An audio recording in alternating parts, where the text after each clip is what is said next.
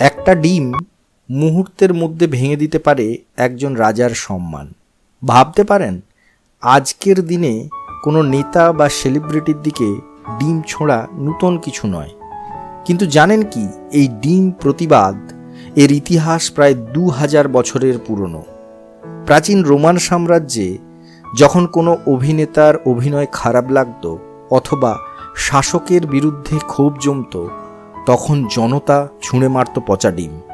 ইতিহাস বলছে 63 খ্রিস্টাব্দে রোমান গভর্নর ভেসপাসিয়ানের দিকেও ছোঁড়া হয়েছিল ডিম আর টমাটো। কিন্তু প্রশ্ন হলো, প্রতিবাদের ডিমই কেন? কারণ তখন রোমে প্রচুর খামার বাড়ি ছিল।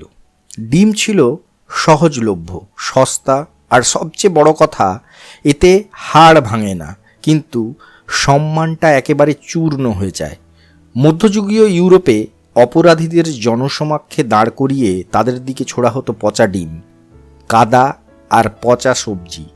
উদ্দেশ্য একটাই, অপমান। এরপর সময় বদলেছে, কিন্তু প্রতিবাদের ভাষা বদলায়নি।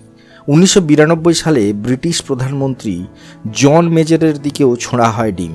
2001 সালে জন প্রেসকটের ওপর ডিম ছোঁড়া হলে তিনি উল্টে ঘুষি মেরে বসেন।